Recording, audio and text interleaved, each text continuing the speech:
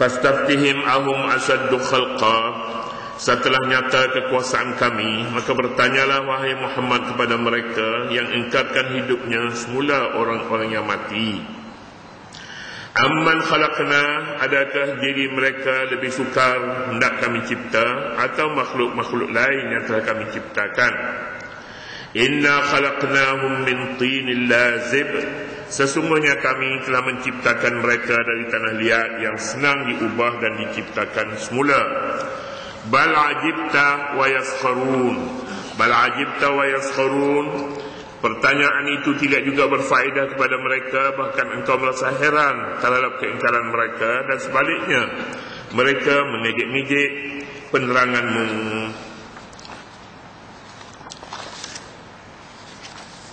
Ayat terdahulu menyatakan kekuasaan Allah Subhanahu wa taala menciptakan manusia.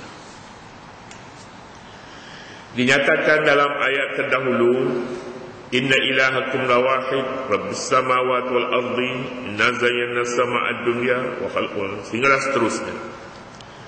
Semuanya itu Allah Subhanahu wa taala berkuasa menciptakan langit dan bumi dan makhluk-makhluk yang ada di antara langit dan bumi. Adakah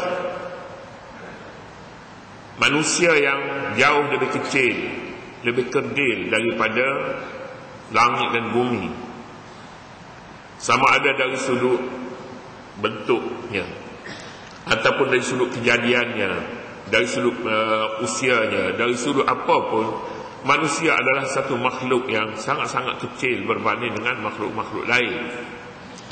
Allah Subhanahu wa taala menguruskan pentadbiran langit, pentadbiran bumi, pentadbiran bintang-bintang, pentadbiran manusia, pentadbiran laut dan daratan.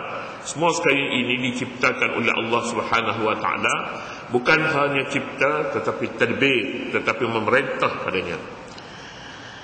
Manusia selalunya mengingkari Allah Subhanahu wa taala dan keesaannya.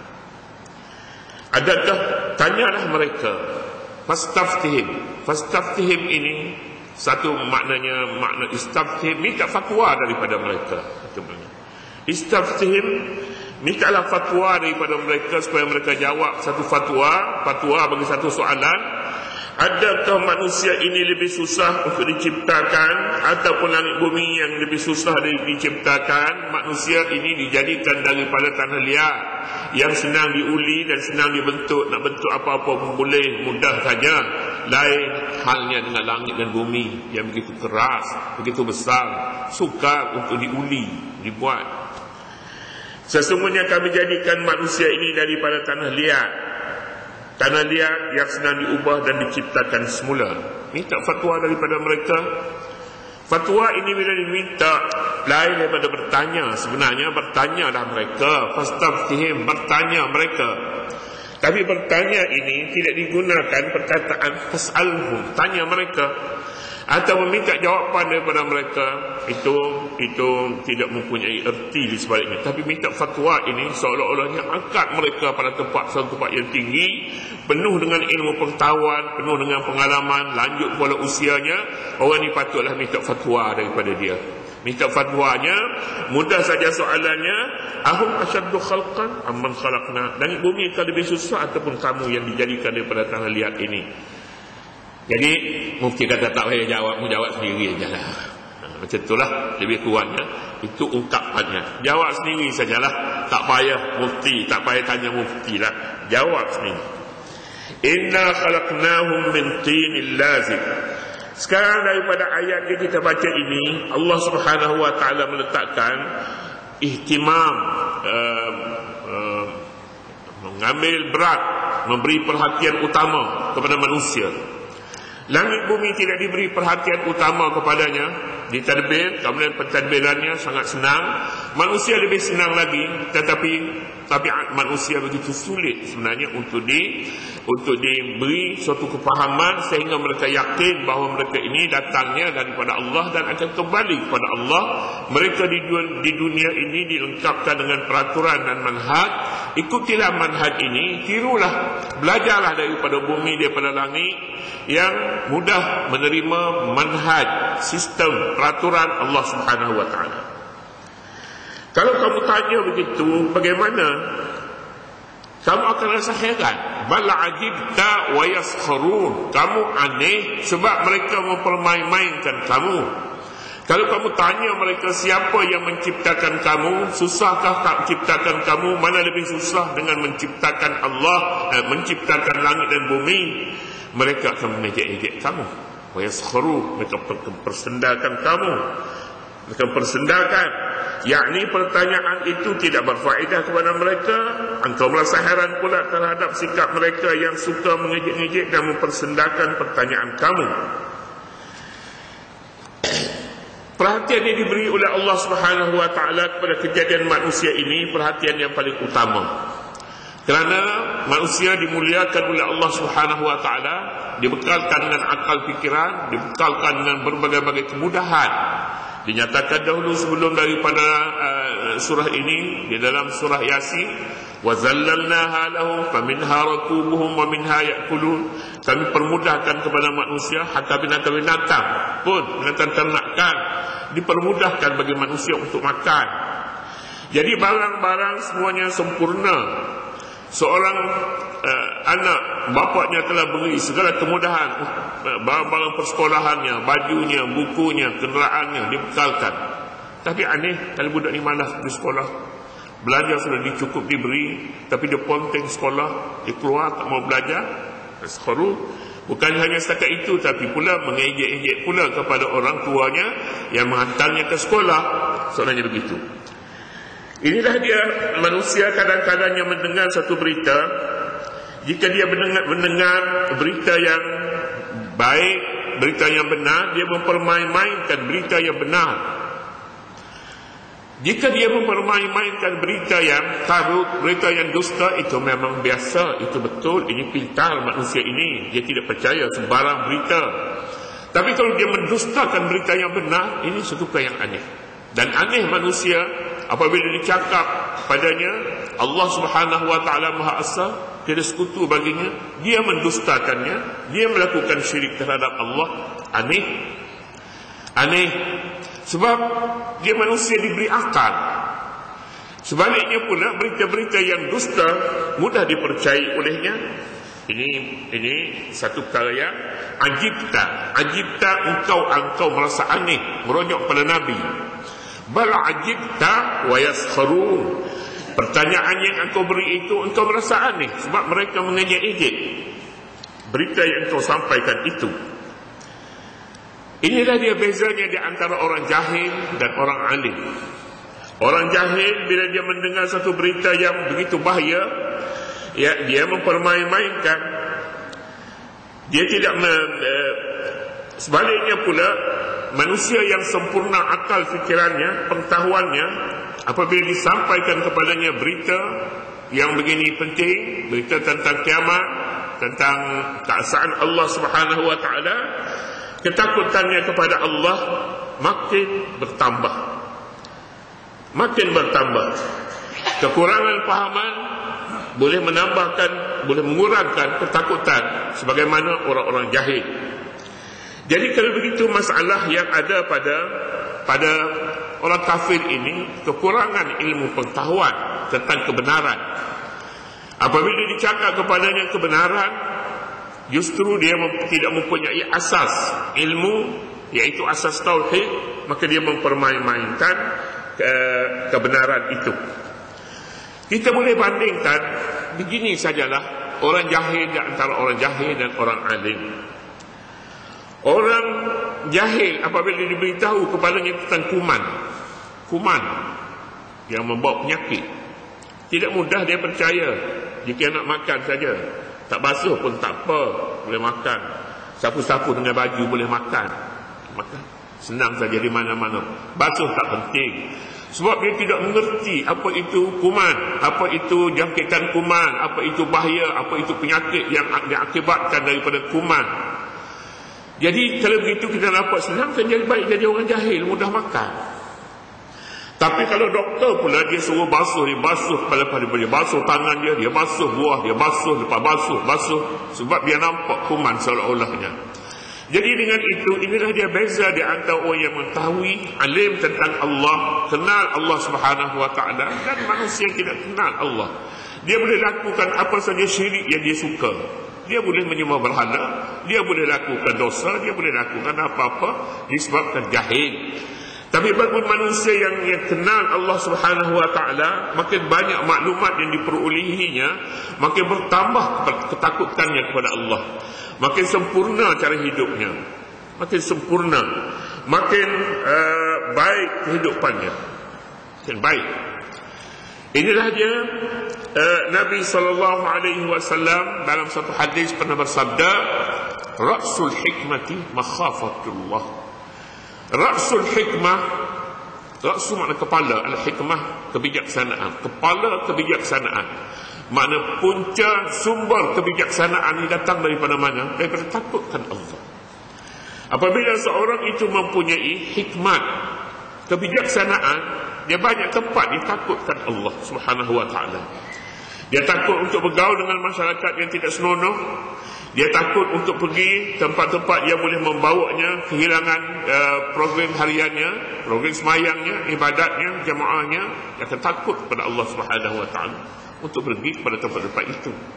Tapi bagi manusia yang tidak ada kebijaksanaan, kalau terlepas zuhur hari ini, besok ada lagi, lusa ada lagi.